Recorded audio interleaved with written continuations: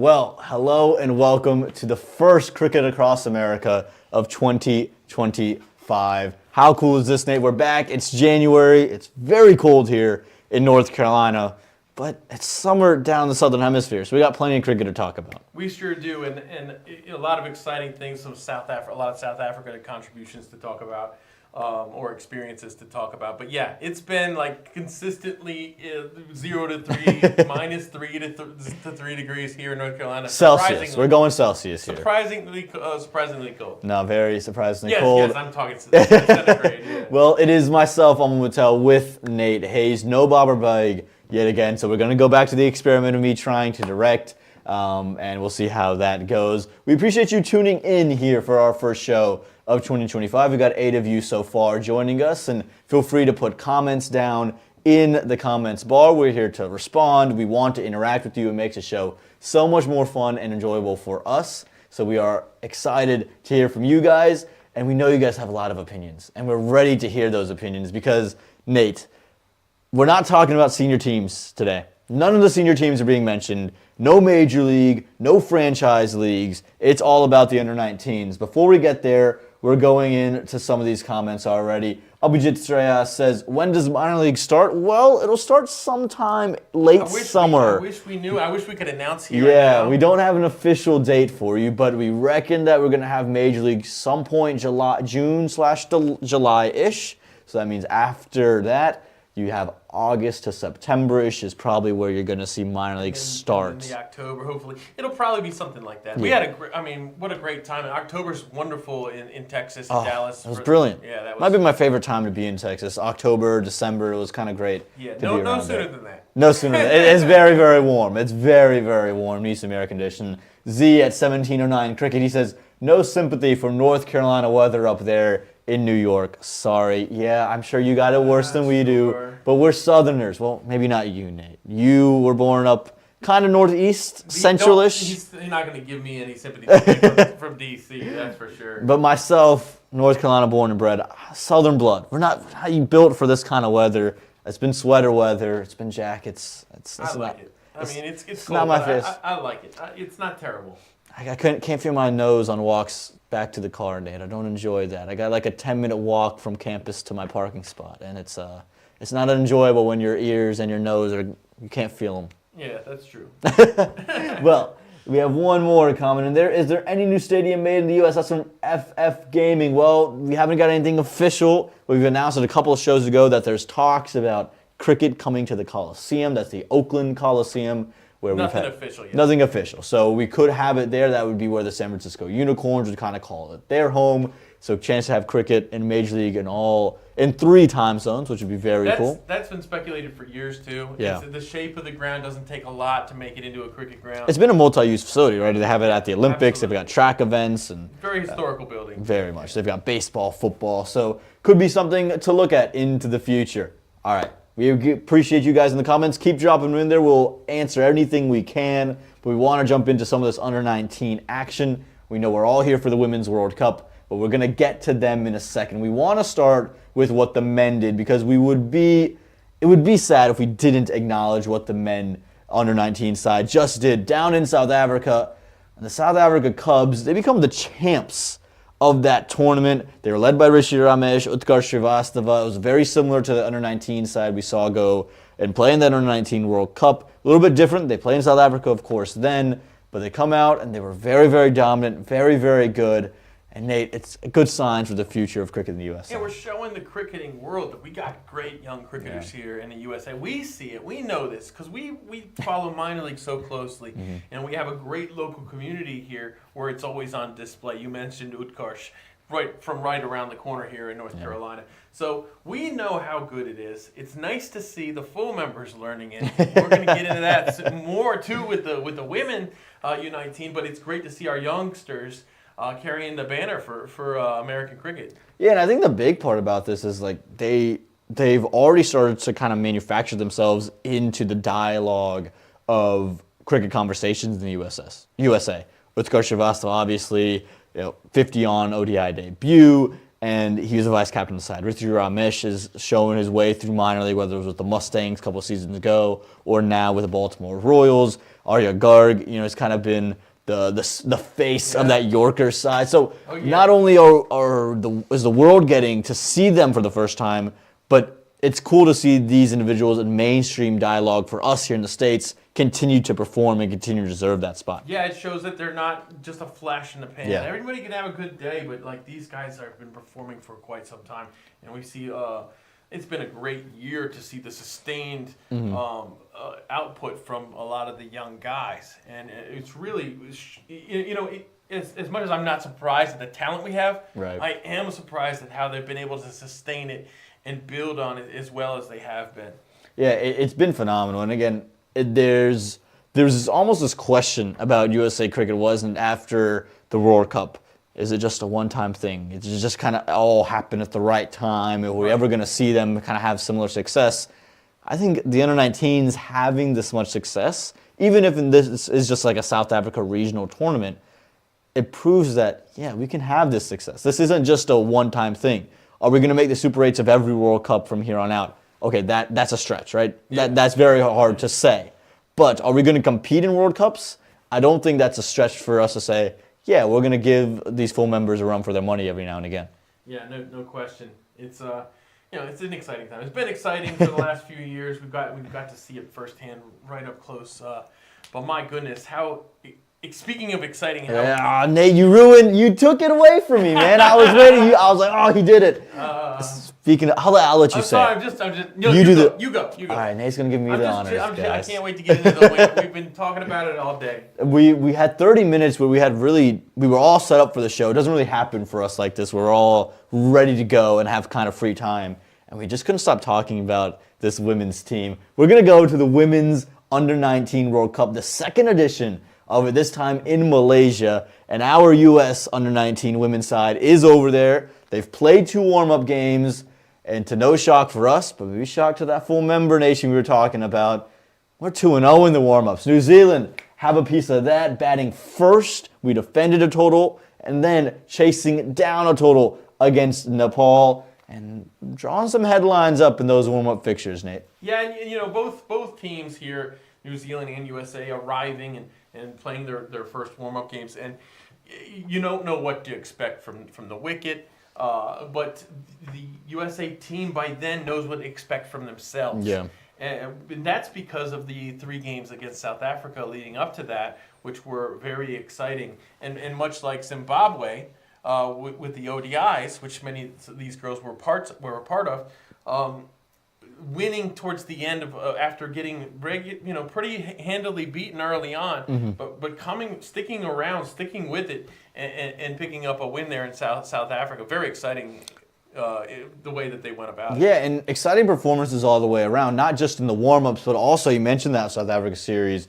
Talk about the game against New Zealand, Sanvi Amadi with 3 wickets, you had Asani Vigela with 3 wickets, but then you go back to South Africa, and we would be remiss to almost not mention the Disha Dingra 100 of just 64 deliveries against South Africa in a chase. What is with first hundreds coming in chases? Talk about Saiteji Mokamala, talk about Disha Dingra, even the half century for Ritika Srivastava in chases. In getting himself into the team from the USAA squad. It's quite phenomenal, and not just the 100, but the strike rate in which she achieved that 100. 64 deliveries is rapid for anybody, Nate. Just unbelievable, and she did that.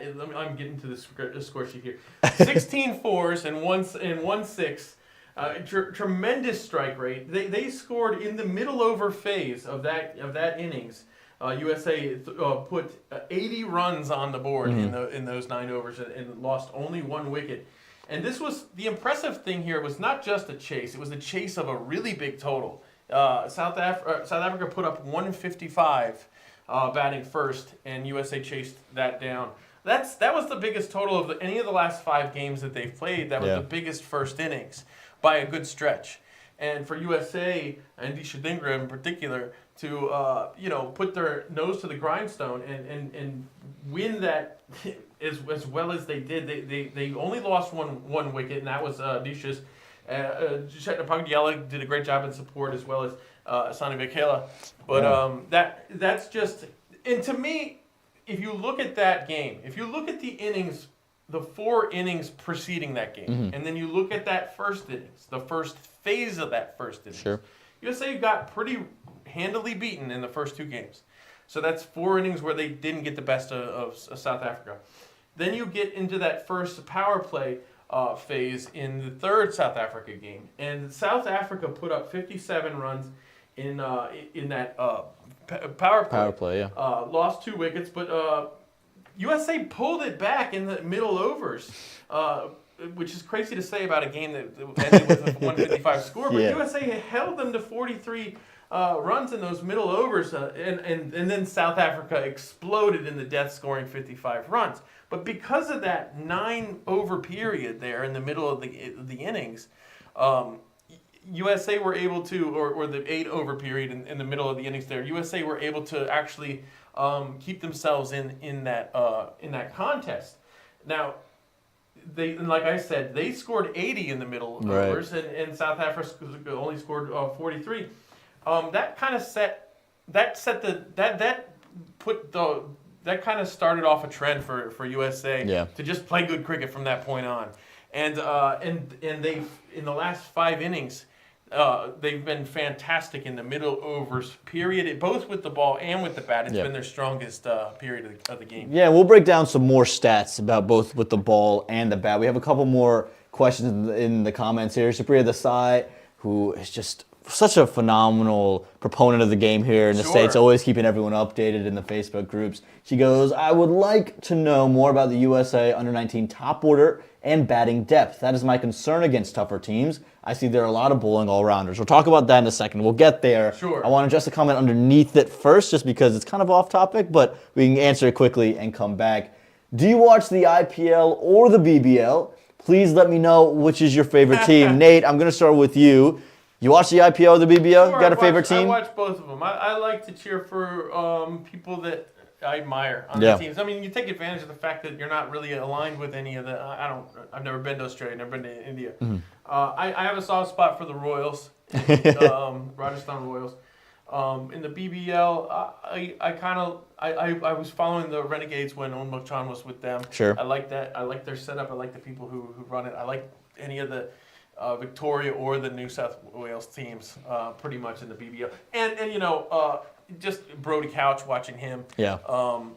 Players who are eligible for USA or who play in Major League Cricket. I like that. Yeah, I think it is about the players, for us at least, being Gujarati. It almost feels like I have to be a Gujarat Titans fan, or if they're playing, I have cousins in India, so you better be supporting the Gujarat Titans. But if there's an associate player on the other side, I'm like, oh, I feel like I could go over in that direction, a Josh Little or something of that nature. Sure, and even more cool, I want to see some of our cricketers. We're talking about the women's team. I want to see some of them in the WBBL. There it is. That you beat me to it again, in the Women's Premier League also. And I think that they will make it there someday. Yeah, I think they're going to continue to move in that direction. I also do think that with the BBL, I think the moments of the BBL are almost cooler than the individual teams. Like seeing Steve Smith and the shots he was playing the other day. Goodness, Glenn Maxwell, the ridiculous catch, the big mic that they hand all the players. And I remember one time during a catch, they asked the player who had the mic, I forgot what the situation was, but someone's underneath the catch and they asked the mic'd up player, "You think he's going to catch it?" Whilst the ball's in the air. I'm like, this is pure TV. It's funny as well. Daniel Wilson also asked, which team do you support in MLC? We like them all, man. We like them all. I'm here for for Major League Cricket, for cricket to continue to expand, and if the domestic players are doing well, I'm here for it. I think Nate is on a similar bandwagon as well. Keep those comments coming in. We're going to try to answer all of them. Let's get back to Supriya Desai and her question there about the batting. All right, we discussed that we were going to go bowling, but let's go batting first. Yeah. All right, let's bring up these batting stats here. These are kind of the top 6 batters in the last 5 games. Now, there is a little caveat. Disha Dhingra, we listed number 1, an average of 30 with a strike rate of 121. Not leading in average or strike rate, but leading in runs, obviously aided by that 100. Nate, break down what we see on our screen now. As you mentioned, Disha Dhingra scoring 151 runs across her last 5 innings at an average of 30.2 and a strike rate of 1.21. Impressively, with 23 fours across that span and a 6.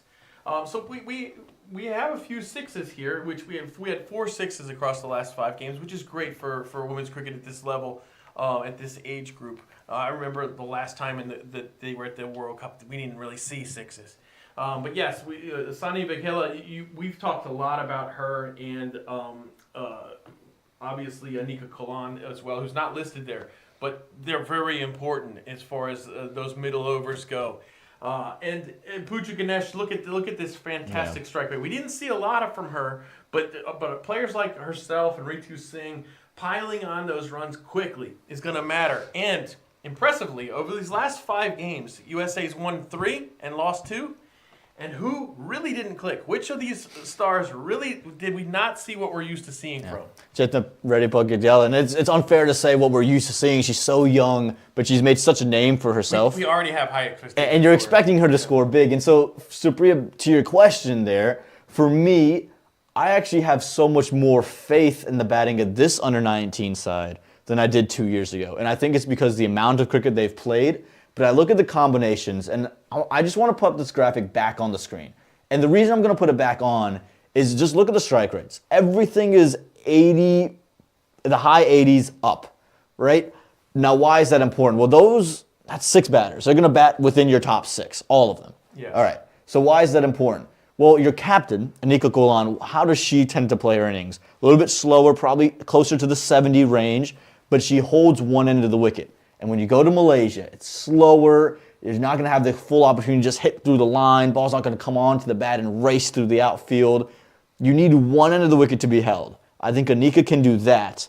And now you've shown we have the ability to support her around with Bagadyala, with Vagela, with Pooja Ganesh, Desha Dhingra, Aditi Bachudasama. And you mentioned how we were so effective in the middle overs. Yes. And to me, that's a big testament as to why, because we have batters now who have the ability to push the strike rate just with singles, hitting gaps, maybe finding the odd boundary. And that's the key difference for me with this batting group, is that they will push the scoreboard when there are gaps to be had. Yeah, and at this age, the strength, it's not just growing on trees. Mm-hmm. Not everybody can hit 6s and 4s at will. So you have to be able to rotate strike. You have to keep the scoreboard ticking, and USA's strength right now is batting in those middle overs, which is very important because you get the slower bowlers there where you have to generate a lot of the power yourself, and USA is showing that they're able to do that. And a little bit of improvement in the power play where they're not striking terribly well in the power play. They're striking at about just under 5 runs and over. And in the death, they're also just under 5 runs and over. They need to improve in those areas with the bat. But those middle overs, that's the longest portion of the game. And they're succeeding they're doing really, really well. And the big thing about the middle overs is it is about finding gaps. How can you maneuver the ball in different areas? Well, you only develop that by playing cricket. You have to just continue to bat and spend time in the middle. Well, a lot of these women have played on the senior team, whether that's ODIs, whether it's T20s, whether that's in the UAE, or in Zimbabwe, or in South Africa, or in the West Indies on unofficial tours. Right. They've been coached by some great minds like Julia Price, like Charlotte, and now the new head coach of this side. What do we know about him? Well, he's had a lot of success, hasn't it? Hilton Moring. What has he done? Only coached the South African women's side, both the senior and the under-19 level. That South African women's side, what did they just do? Oh, they just got to the final of a World Cup. So this is a guy who would bring so much experience and define roles and give them the ability and the confidence to rely on their experience. So for me, what I like about this batting group is that middle period. Yes. What we've missed in years past and being at these national championships is when the field spreads out, they can't find gaps because the ball slows down. They have to use their own power. They have to try to find a gap, generate something, and they just can't. Yeah. Now you're seeing the development, and this will be also a lot of these women second under-19 World Cup. They were 16 in the first. They'll be 17 to 18, 19 now. And they just have physically matured, and mentally I think they've matured over the game. And I think that's why the batters are going to be so much better this edition. Yeah, and more to Supriya's point about being concerned about the top order. Yes, I think we have great top order batters, and we're seeing them score more in the middle overs than we're seeing in the power play. But we're only averaging during the power play period. We're averaging only 14.9 runs per wicket, Right. which could be improved upon. I think that's going to be key for them. And I think in both sides of the ball, we'll get into the bowling soon, but that power play really, really matters. And with the bat, you want to keep those wickets. So I think if they hold their wickets through the power play, we're going to see better performance in the depth. Yeah. But we've got that middle on lockdown right now. And I 100% agree. I think you almost have to go away from traditional T20 mindset with the bat in Malaysia for this particular side. I'm okay going 25 to 30 without loss in the power play to then set up our middle, because we're so good in the middle period versus being 35 for 3 or 40 for 4. Which could happen. Which could happen. Yeah. And now you have to kind of try to rebuild whilst trying to be positive. If you're wicketless and you then head into the middle, you have so many batters that can push the scoreboard. It just feels like you can set the game up later on. All right, we've talked about the bat. Yeah. The bowling is something that's also going to come into question because in Malaysia, it's the subcontinent. It's going to spin. Nate, you've looked at the stats in great detail. Talk to us. A lot of names, a lot of numbers. What are we seeing on our screen now? Well, first off, let's talk about how fantastic Sambi Amadi has been over the last 5 games, and she's bowled the most overs. She's taken the most wickets. She's got the best economy. Just tremendous stuff from a leg break bowler, a leg spinner here, which is very important in this format, as we know. Now, beyond her, we have Sunny Vakela and Mahi Madhavan, who are the right arm medium pace bowlers, and they've done a very good job too. We see a lot of wonderful control from Mahi, who didn't bowl a single extra the entire time. She didn't commit a single extra the entire five innings, and that's very important when you have someone with the ability to swing the ball like Asani Vakela, who needs to have that ability to bowl the occasional wide. 100%. And in the meantime, in the middle, we've got Ritu Singh, Chetna Prasad, and Adi Chudasama, and those are all names that we're very familiar with in this American infrastructure, in this American cricket scene. But yeah, we had a lot of, once again, if you break it down by style, by bowling style, the seamers, they did well. They took 12 wickets collectively across 36 overs. The right arm off break spinners took 9 across 41 overs at an economy of 5.71. And this standout, as I said before, it would be the leg spinner with a 5.06 economy, as I mentioned before. I think when you look at this, the bowling did very well considering the competition they were up against. The average innings went for 116 runs and 6 wickets. Yeah. That's important. Both of those numbers are important. You got to be economical. You got to take the wickets in important moments. It took a lot of, especially in the middle overs. It took a lot. I think if they, I'd like to see them improve, not be so susceptible in the death. But they've done a tremendous job. And once again, let's look at the phases. If you talk about the bowling phases in the power play. They were not expensive. They were going at a run a ball in the power play, and they're taking a wicket every 26 runs. The middle, as I said with the batting strength was the middle. The bowling strength is definitely the middle. And these middle overs, they're going at an economy of 5.29, which is tremendous, but they're taking wickets every 13.22 runs. That's tremendous. In the death, they're going the most expensive. They're going to 7 runs and over, which you expect in the death. This is That's a traditional setup for an innings in T20 cricket. You're going to see things start off fast, slow down, and then end fast, and that's kind of how they're doing it. But when it slows down, a lot of times teams in T20 will slow down those middle overs because they're not trying to lose a whole bunch of wickets. Right. USA is taking wickets anyways. Yeah, and again, great number breakdown here. And I think the approach from this USA women's team has to be non-traditional and unorthodox for a T20 standard game. You're headed to Malaysia, and you don't have the express pace of a Gita Kokorali. She's not eligible for this World Cup. You have 2 good pacers, and Mahi Madhavan and Asadi Vakela. Vakela tends to use the in-swinging delivery, and that's why she can tend to just drift down the leg side. Mahi Mandavan has had an amazing resurgence, debuted in Zimbabwe, opened the bowling there, and was brilliant in the senior setup. So you have two individuals who you can utilize. But for me, the way they are going to be most effective is to be economical early.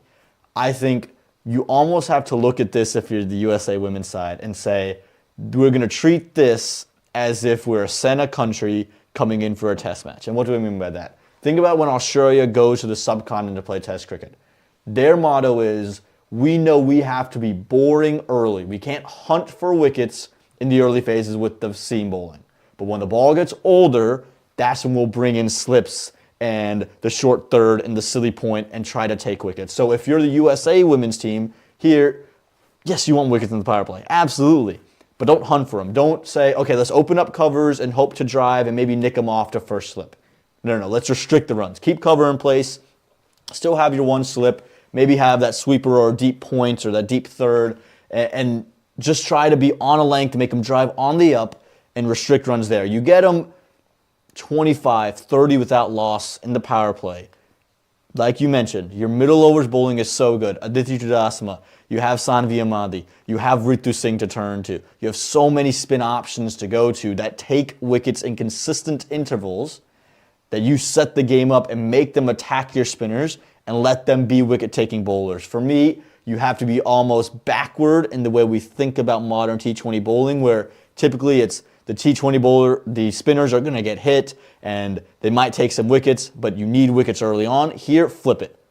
If you get a wicket early, great. Don't need it. I need my spinners to have the backing to where the batters have to take them on, and now I can take wickets. I think in the subcontinent, that's the way we have to play to keep moving forward. And we've got a lot of depth here with the right arm off break bowlers. We've got some depth with the medium pacers with Sadani, Tahani, like a Shetty. We've got good depth in the bowling attack. I think that they can always turn to something new and something different. But yeah, if you put the pressure on a team, a typical T20 team is not going to be happy with 25 runs in the power play. It's going to put a lot of pressure on them. You're already taking wickets there in the middle overs. I think if you can take a couple wickets here, if you can take a couple wickets in the power play, that's fantastic. If you look at the games that they've won here, against South Africa, they took 2 wickets in the power play in the game that they won, and obviously we know that was a high-scoring game. In the game against New Zealand, they took 2 wickets in the power play. They took 5 in the middle overs of that one, which is their strength. So I do, obviously those early wickets help you, but I think you put the pressure on them in those situations. Against New Zealand, they left the power play 27 for 2. Yeah. That's gonna not feel good for a T20 team. Right. And I think USA just needs to back themselves, know what they're doing well, which is that middle over stuff, and then enhance that however you can. Put the extra pressure at the beginning.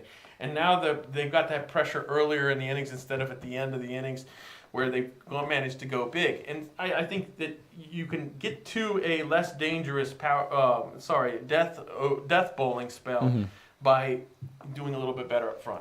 Yeah, 100%. And again, I think that also can coincide with the batting as well, right? We talked about their death batting being might be their weakest suits. Well, if you are chasing a total down and you strict runs early, you take wickets, well, it just makes the middle periods so much easier to get through. Let's get back into these comments a little bit. Supriya Desai then goes, would like to know a little bit more about Nikar Doshi. Heard she moved from Australia to the RTP area. Well, originally from the RTP area. For those of you who have been around USA cricket long enough, you remember a name like Smit Doshi. He was from the area as well. He's represented the USA at the under-19 level on the men's side of things. He was one of the individuals I looked up to when I was coming through youth cricket as kind of the example of how you get to the under-19 level. Was a leg spin bowler and a right-handed bat. Didn't always bowl leg spin. And Nikar has kind of a similar mold where she is a bat towards that middle order and then can give you a little bit with the ball as well. She's a handy cricketer, good athlete. She has incredible mile times. That's what I've been told, and she ran a little bit of track as well. So she's a boundary rider. Boundary rider. Expect her to be running around and maybe being an Ashkenjige, if you will, all around the place. We'll keep moving on. Z, good to see you. First Cricket Across America 2025. Let's go, Z. Always good to hear from you. And always good to hear from the other Z as well. They're having a little banter down there. Great to hear that. And 1709 Z, you and Nate today, man, have just been beating me to Y transitions. And I don't know what to do with myself. I spent all day trying to come up with them, and you just do it for me. You're absolutely right. Let's talk about it. We're in Group B in this World Cup. How do you match up against England, Ireland, and Pakistan? Those are the 3 teams in our group. But before we get there, how does the structure work? Well, there are 4 groups with 4 teams in each group. So 16 teams total. Yeah. You'll play each team once in your group, so you get 3 group games. And then the top 3 teams from each group will move on to the next stage of competition. So a very good chance for the USA to move forward. But you have to start strong like we did in that men's T20 World Cup. So what our group is, England, Ireland, Pakistan. We open up with Pakistan 10 days from now. This is a big game, Nate. Pakistan and USA in a World Cup. I feel like I've heard this story before. Yes, absolutely. I'm interested in this because we tend to see a lot of left-handed bats from Pakistan teams, and that's going to challenge the bowling attack for certain. Not just the bowlers you select, not just the matchups that you get, but the line and length. We mentioned Vagela and her ability to swing the ball. And if you're conceding singles to a lefty-righty partnership, like that can enhance your chances of giving extras. So that is definitely a big challenge. And I think what Pakistan tends to be good at, what Pakistan teams and South Asian teams in general tend to be good at, seems to be USA's strength as well. So it'll be kind of maybe potentially a strength versus strength type of a matchup in terms of batting, in terms of ability to score in the middle overs and the rotate strike in the middle overs and how important that is in conditions like this. I think Pakistan's a little more used to that than maybe England and Ireland are, which were used to more, pace attacks and things like that. However, in this level of women's cricket, slow bowling is very popular all around the world because of the fact that it forces teams to create the power for themselves. Right. So I don't know how conventional we can be with those types of predictions. Here's what I'll say about the slow bowling. I think there's an extent to it. I think as you make your way up the domestic circuit, you are going to create waves with it. But I think there's a ceiling, obviously, right? To when if you just kind of toss it up there, even if you do turn it, if it's just tossed up, it's gonna get taken apart. And I think the women's game has moved so quickly to get past that. I think a couple years ago, you would have seen bowlers kind of just toss it up, have a lot of success because batters are almost rooted to their crease. Now you see the use of the feet all around, whether that's forward or horizontal, lateral movement. Now you're seeing that more and more consistently amongst batters. And I think about Sarbjit Ladda, for example. Okay, here's a guy who tears up minor league cricket. But the moment he takes a step up, because of his pace, it just gets taken away because batters are so free to use their feet. I think every batter in this competition that is in the top order are going to be willing to use their feet. So I don't think if you toss it up and just throw it straight up, you're going to find success. That's why I really like Aditi Bachudasama here, because she is someone who genuinely gets some revs, gets some dip, and finds the length early and gets it to turn off of the length. But moving beyond that, let's talk about these matchups. We start with Pakistan, right? 10 days from now. Then we move to Ireland right after that. We go into Pakistan not 10 days from now, 3 days from now, rather. 3 days. And then we go into Ireland the very next day. And then after that, you have a day off, and then it's into England. So it feels you have to win one of, or if not two, of the first 2 matches here, because England's going to be a tough cookie here. England's going to be a tough cookie now. They did lose in a super over to Bangladesh in a warm-up game. Bangladesh is certainly no slouch. And we see that Ireland, made short work of Malaysia, it looks like, and also Pakistan fell pretty handily to Australia.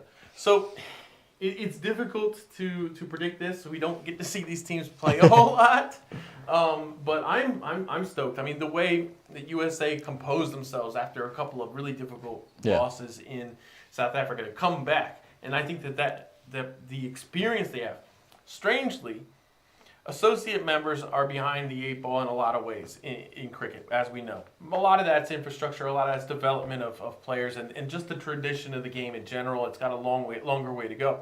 However, in our situation, you've got a lot of players who have an unusual amount of experience for cricketers at the U19 level. Mm-hmm. And that's something we can use to our advantage at this particular point. Yeah. We can take this, what has been a challenge for USA, and it now becomes a strength.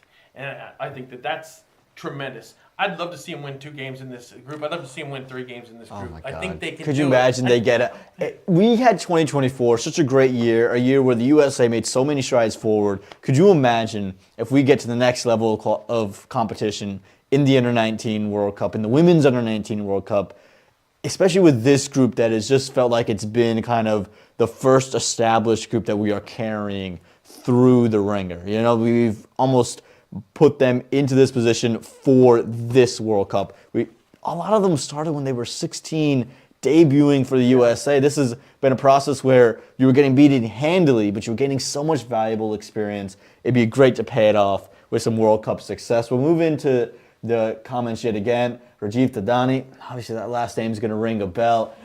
Is Nick's new look for the next franchise of Mission Impossible? I'm not sure. I think there's a typo on Nate. I think the autocorrect hit in there. So is this your new look for the next franchise of Mission Impossible? I think he's going to you kind of do have the Tom Cruise hair going, don't you? I don't know. I think you do. Let's get someone cut it up. Put Tom Cruise's image right here. Put Tom Cruise's picture right here. No, get Nate Hayes. Nate, look into the camera for me. Look at it. Get a sofa. I'll jump on it. Maybe we got to get you. You wouldn't tie yourself up to the plane, Nate? No. What if that plane? Okay. Here we go. Here's a scenario. You hang on the edge of the plane. You're tied up. It gets you to Malaysia for the World Cup. No. You wouldn't do it? No. Not even to the World Cup? No. Wow. Finally, we've seen something that prevents Nate Hayes from getting to cricket. 1709's got a comment here. We're completely right. I haven't done the analysis, but we're probably the team in this U19 tournament with the highest percentage of players who have caps at the senior team level. You know, I think it's a safe bet. Now the associates, you never know. There could be a lot of situations like this, but I would bet that we are.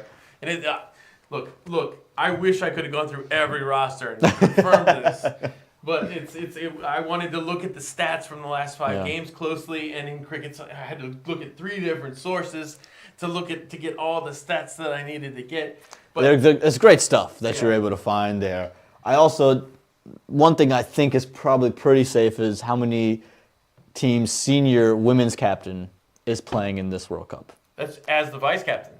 As the vice. Okay, we can throw another layer onto it, but even just playing, regardless captain, whatever status is, I don't think there's very many on that list as well. So again, a lot of experience. It's a very fun team to be around. I think this team has a lot of potential, and we have all of our best wishes behind them. They have so much support from all over, wherever their former players are, families, and I thought a beautiful moment was the USA Cricket social when they had the message from the families to the players, and they had the players react to it on the bus. They didn't know it. Have been great. It's been phenomenal to see that, and that was such a touching moment. Rajiv, obviously you would have kind of that first-hand experience with that, but that was such a special thing to see and get to witness. And again, the stories that are going to come out of this is going to be super special, and I'm super excited. I want to give Nate a chance here to answer this question, but I want you guys to answer it first. Keys for us to find success. So I'm going to leave that for you guys. Throw it into the comments. What do you think the keys are, or what are your predictions for this World Cup? I'm going to Nate now. Keys for us to find a win or 2 or 3 in this group stage of this World Cup? Well, number one, it's going to be doing the little things right. Yep. And I mentioned before extras, and we actually, across the last 5 games, I keep saying we. We're all part of the team. You know what they say, the 12th man. The 12th man is the fan, and that fan is part of the side. Well, with the over the last 5 games against very good competition, the USA has averaged 6.2 extras in their bowling innings, compared to earning 8 extras in their batting innings. Yeah. So they've actually been more disciplined than their opposition as far as extras are concerned. Sure. Or maybe more lucky, but you get that luck by being disciplined. Yeah. And so that's one big thing. We can't put up with runouts. We can't have that. We can't give away.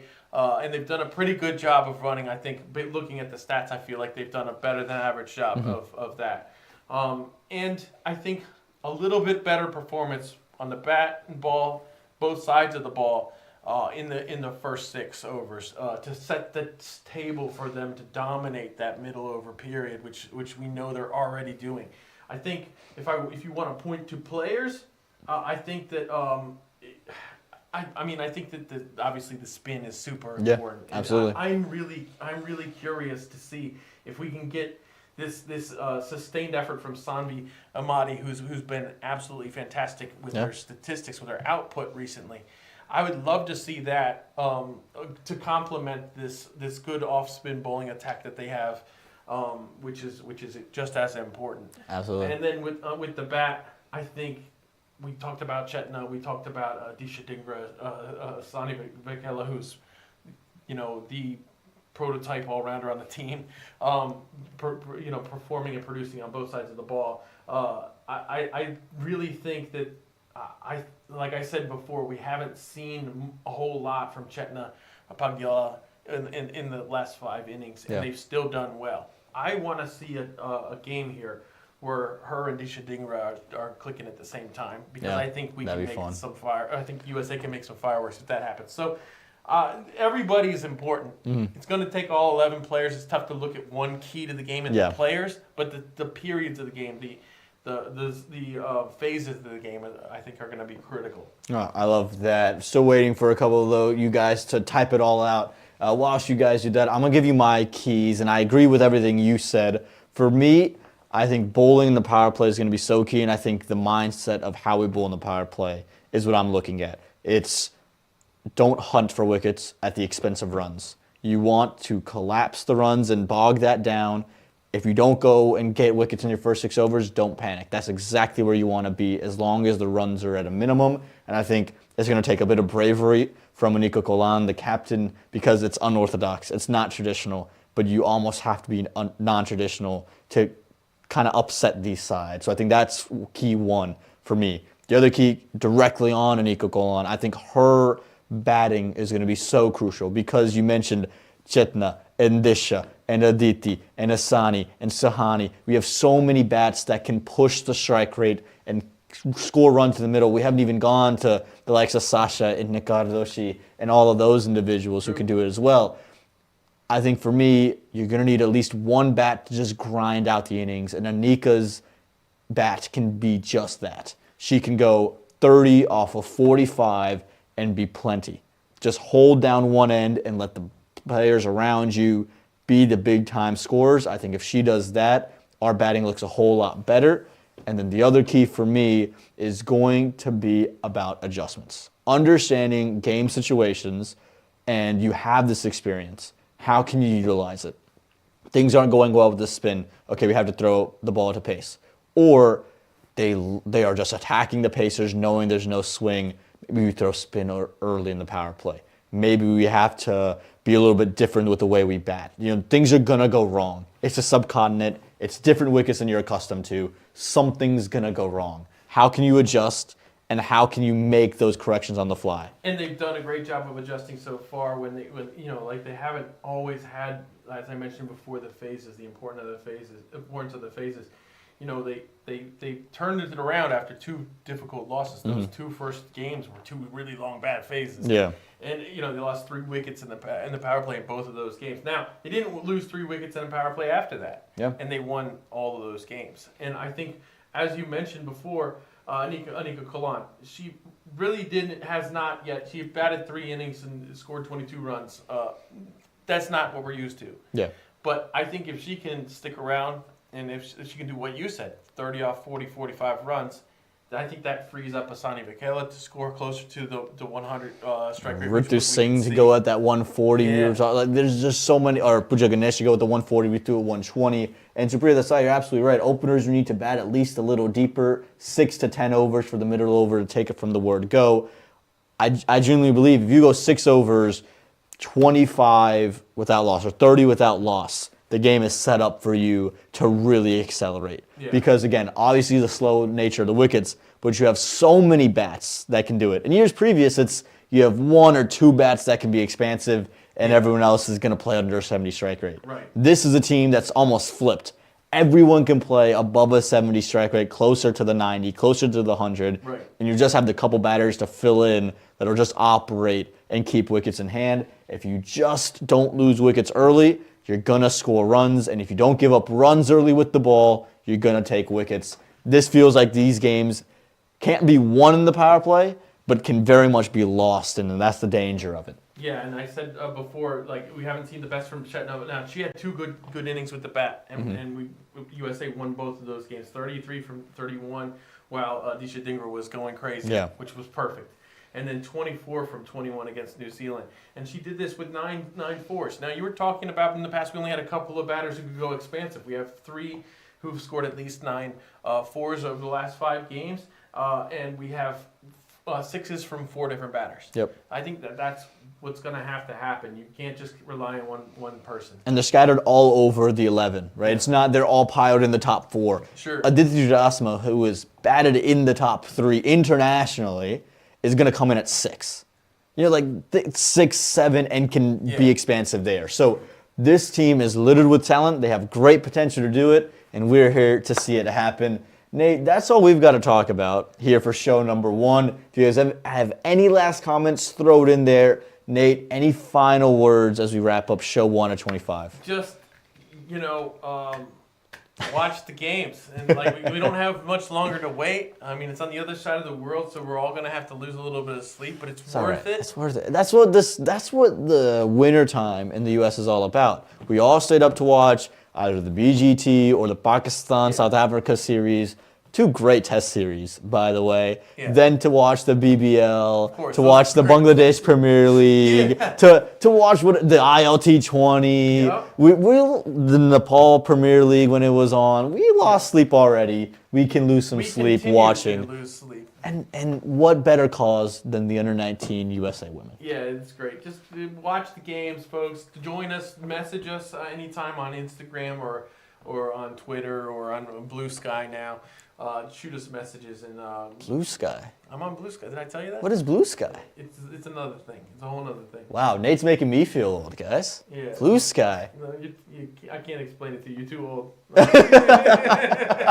Not the first time I've heard that. This week, unsurprisingly. Couple last comments before we go. 2025 will be huge for American cricket. Gokul says, any update on the USA Men's League 2 matches? Nothing official yet. We sense that you're going to have something roughly around February in Oman, I think in the later parts of February, and then sometime between March and May, I think you'll have a series here on home soil. Not confirmed, just I think that seems to be the trajectory of League 2. And Supriya, yes, let's go USA. We can make it to the next round. Absolutely. That's going to wrap things up here for Cricket Across America. We appreciate you guys tuning in like we do every single week. It's been an absolute pleasure to be here with you guys. Almost every week. Well, almost every week. We're going to give you something that we can, as close to we can. I think we're going to go once every 2 weeks is probably the structure until you hit maybe some of those minor league and some of the bigger events happening.